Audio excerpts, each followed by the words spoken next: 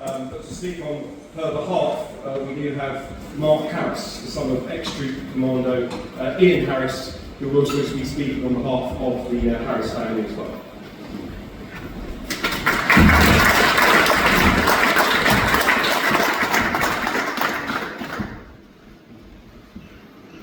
Good afternoon. Thank you to the organisers on behalf of the ex-troop families for today, and also thank Leah Gow for the order of ex-troop. Leah has asked me to say a few words. I am heartbroken that I was unable to attend this ceremony today because of a last-minute family emergency. I am so incredibly moved that this commemoration is taking place and that extraordinary men attend Commando ex-troop. As I never stop telling people, it has been one of the greatest honours in my life to write a book about these commandos who served on the front lines of combat, always putting their hands up for the most dangerous duties and making a direct impact on Allied successes in D-Day, Italy, while Poland and crossing Iran. Martin Sugarman has been an incredible advocate for the British Jewish servicemen, and I want to personally thank him and Charles Risbrook, who worked tirelessly for the creation of this club, honouring ex-troop and Bryan Hilton Jones. Writing the book Ex-Troop, I have become close to many of the ex-troop families who are here today, and I feel so lucky I was able to tell just a tiny part of their heroic deeds of your brave and brilliant forebears. When I interviewed still living ex-troopers, as well as their children, in every case, one of the items they most cherished was a letter of recommendation Bryan Hilton Jones wrote for them after the war. The ex-troopers, not only was Bryan a man they admired, but I think he also became a surrogate father too, as many of them lost their birth fathers who were murdered by the Nazis. He was an extraordinary leader of men, and I'm so pleased he is being commemorated here today in his name. 2 days before D-Day, Lord Lovat gave a speech to the commandos in Grocer, telling his men that future generations will hardly believe the deeds their lives were undertaken in Normandy. Your grandchildren will think the giants must have walked the earth in those days, Lord Lovat said. I am here to tell you that Lord Lovat was right. Giants did walk the earth in those days, and I am proud to know the children, grandchildren and great-grandchildren of those giants. Thank you everyone from the bottom of my heart. Those are Leah's words.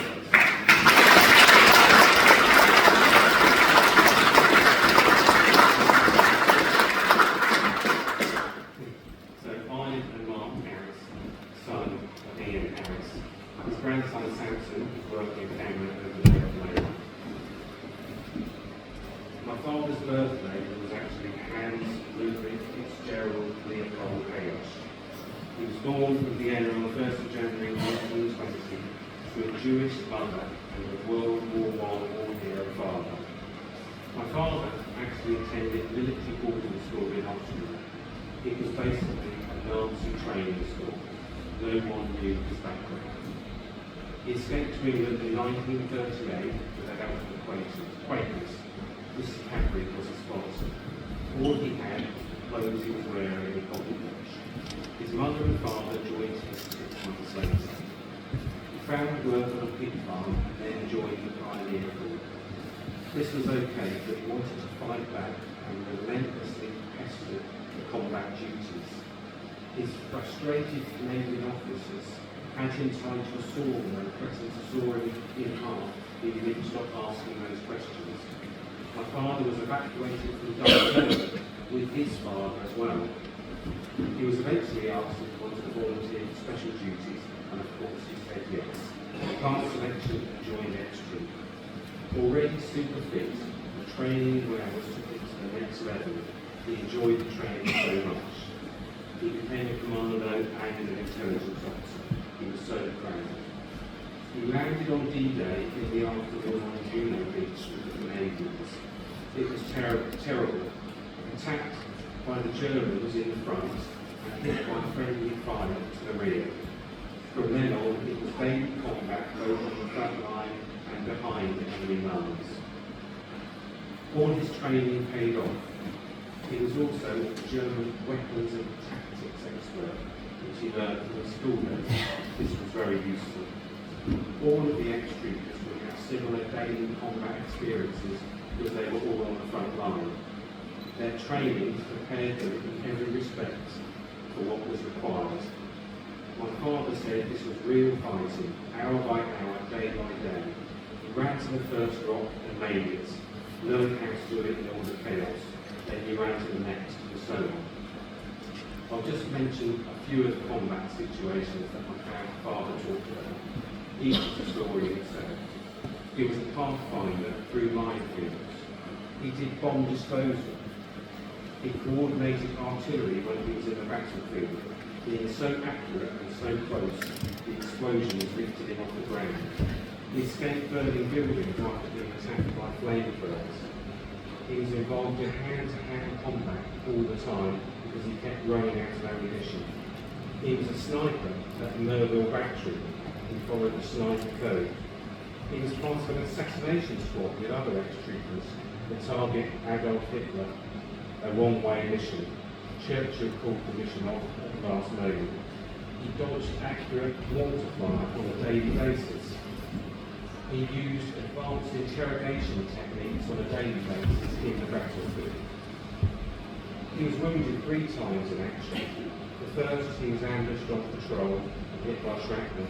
There was nowhere to hide, so many commandos were killed and injured. The second, he was involved in hand-to-hand combat and a stun grenade bounced off his back and exploded. The third time, attacking on his own a well-organised German offensive against the headquarters with a Bren gun. He was attached to various commando units and all frequently 4, 5, 4, 6 and 4, 7 commando. Due to his training, my father was able to focus and control his range at the Nazis.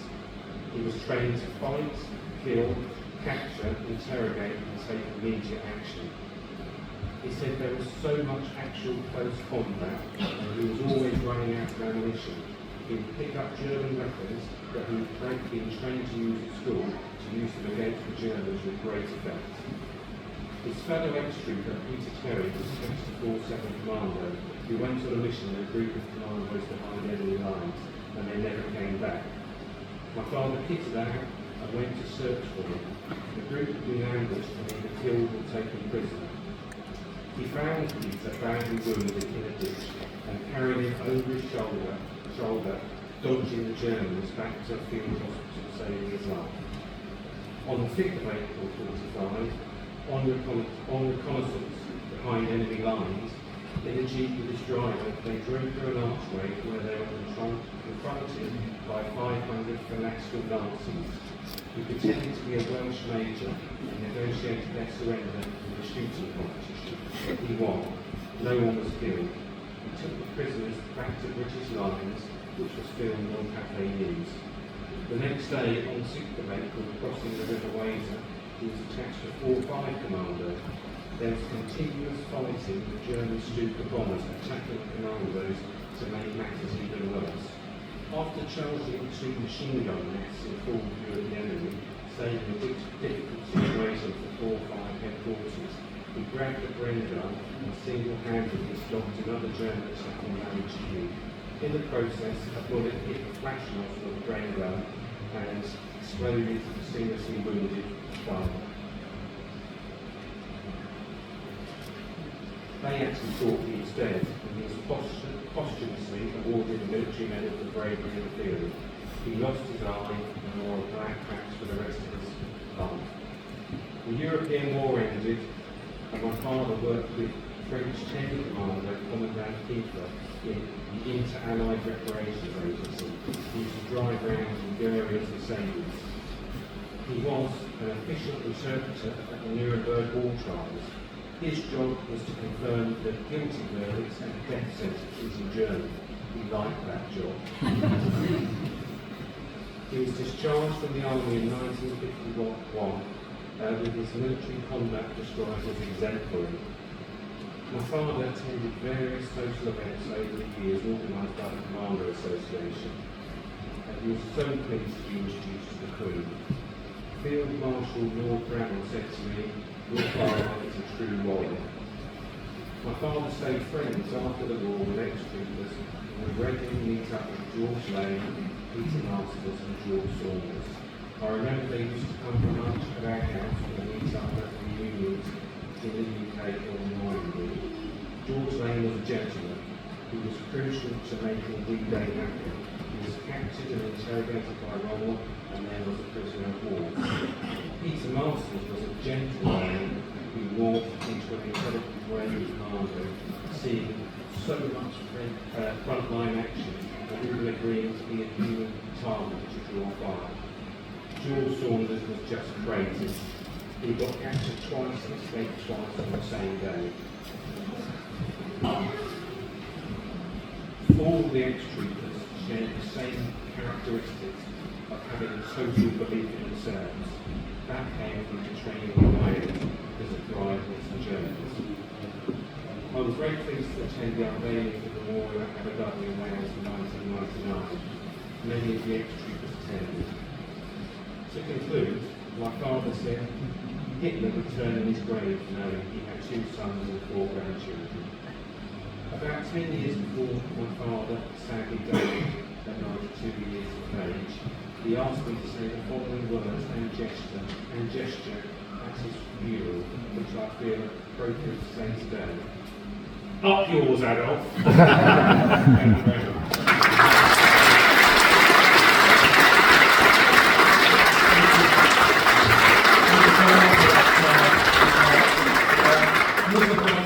We have with us also Mr. Daniel Gans, who's joined us all the way from Hoboken, New Jersey.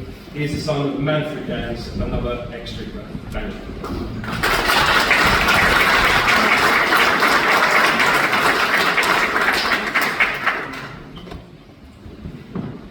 Thank you very much. I told Mark I'd be brief because we were told we only had 4 minutes each and he could have some of my time. First, I want to really thank the people of Harlech to welcome us into your community, to endorse the plaque being here. It's so greatly appreciated. I, like Mark, I want to say a few things for Leah that she's so grateful to you all, to Charles, for putting this all together and for having the plaque in the memory of this troop put in. Leah did more than just deeply dive into the historical facts of what this troop did. Leah wanted to understand the personalities of these soldiers and spoke to many of the descendants.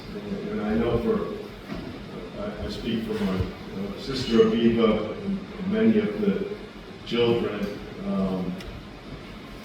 maybe all of us that were so grateful that her time was to understand who these gentlemen were.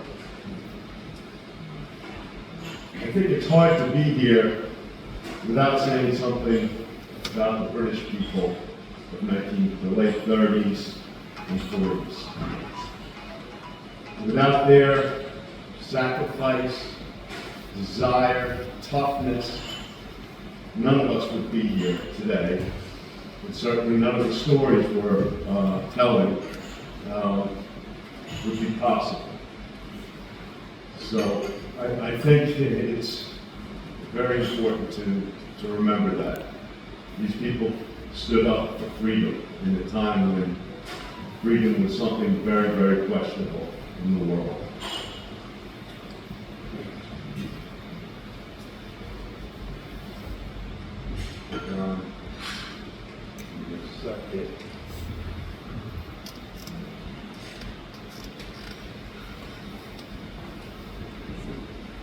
My father often said his greatest victory, and I think Mark mentioned this, and can certainly appreciate it, was their feeling that they had a family after the war.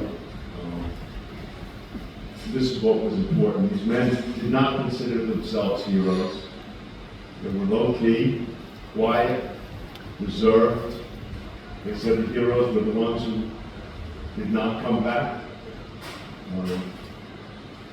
And this was part of their training. Their attitude was given to them through the training.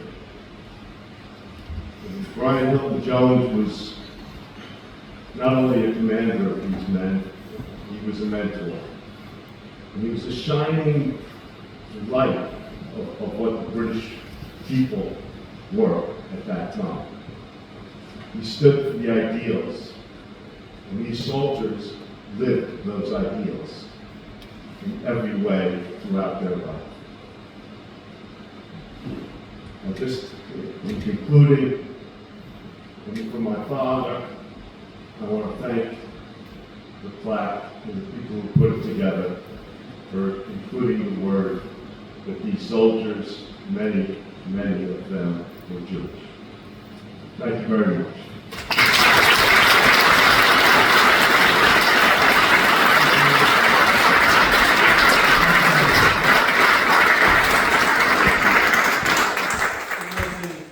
In the autumn of 1942, a train pulled up with Daniel's father, Manfred, and the first of those men who were to become extra. 87, 90 men in all, shaped into a fearsome, courageous and ingenious force by then Captain Bryan Hilton Jones. In Harlech, they found a place to train, but also a place to call home. The first place they really got to call home after fleeing the great evil that was unfolding in Europe. The great evil they were soon to face down and help defeat. The story of X Troop is a story of great tragedy, but also great redemption via the warm embrace of the wonderful people of this wonderful corner of this wonderful country. So today we gave thanks and remembrance for all that happened in this town, for all of the support, for all of the bravery it helped produce, and the victory it helped to secure. I want to conclude today by giving thanks for certain things that happened this afternoon as well. First, all those who took part in the unveiling ceremony, perhaps particularly Rabbi Captain Bryan, coming over from Manchester, and also our wonderful bugle major, Captain Bryan.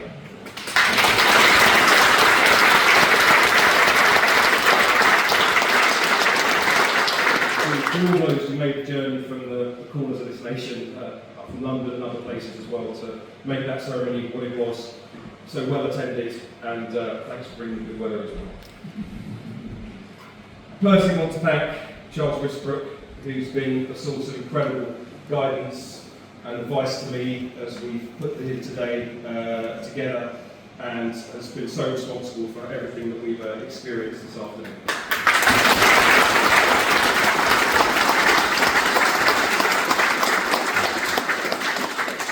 Councillors Owen and Bentham and Gwynedd Council and Harlech Community Council for everything you and your colleagues have done to give us the plaque and to give us, again, everything that we've seen today. Thank you very much.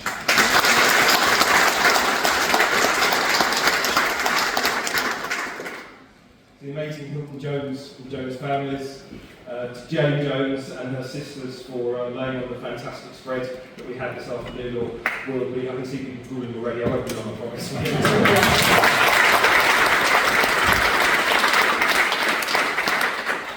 Sue Eagle and Martin Wagner, and to Gavin and Tony for everything they've helped to do to organise the hall and the events today as well.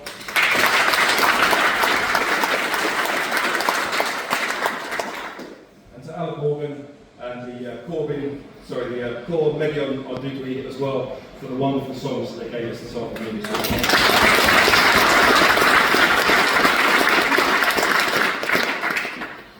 It's traditional on military occasions to have something a little stronger in our glasses or cups, but we will improvise, adapt and overcome with a final salute and toast.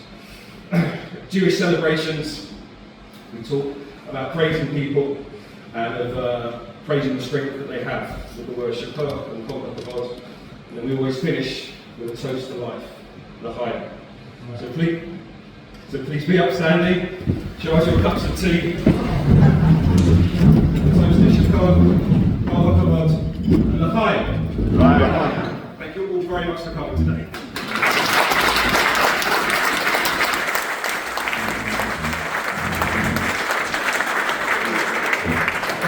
Now for the actual group and the family to run the hospital.